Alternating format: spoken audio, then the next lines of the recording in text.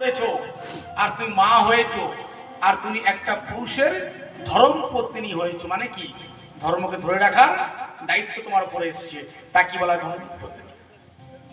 তো আজ সেই ধুন্দুলি কি করলেন, বদমাইশি চালাকি শয়তানি করে পাশের বাড়ি একজনের সাথে বান্ধবী করলেন, বন্ধুত্ব করলেন। সেই পাশের বাড়ির স্ত্রী গর্ভবতী, তো সন্তান হলে আমাকে দিবি, আমি তোকে তার বিনিময়ে অনেক অর্থ দেব, দিয়ে সন্তান আমায় দিয়ে দিবি। ভালো কথা। সেই পাশের বাড়ির স্ত্রীর সন্তান হয়েছে, পুত্র হয়েছে সন্তান।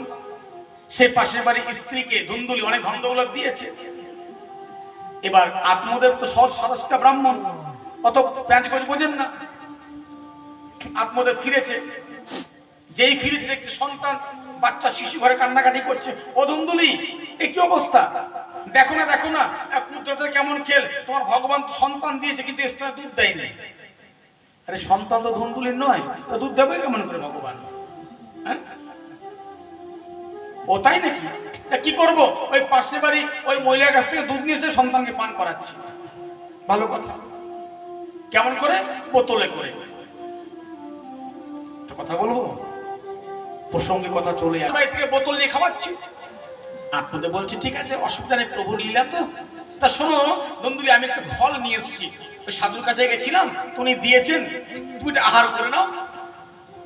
ধুন্দুলি বলছে কেন, সন্তান তো হয়ে গেছে।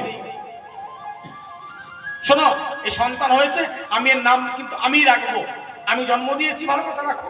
আমার নাম ধুন্দুলি, ওর নাম থাকবে কি ধুন্দুলি। দুদিন ছাড় দিয়েছি লেনদেন, আগামীকাল থেকে কিন্তু কোনো ডিসকাউন্ট চলবে না, না চৈত্র সেল না তো পূজার মার্কেটিং, কোনো সেল কিন্তু চলবে না। যদি মনে করো যে কথার আনন্দ নেবে, তোমরা ফলো করছো, আমি ভজন কিন্তু একদম কম করাচ্ছি।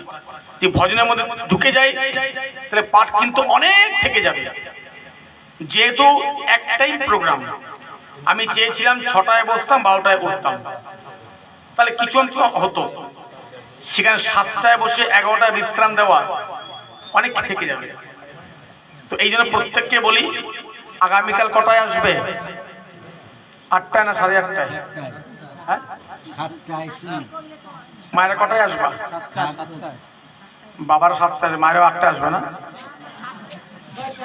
হ্যাঁ, যদি কাল থেকে শোনো পরিষ্কার বলি, 7 দিনে 2 দিন বেরিয়েই গেছে, আমি বলবো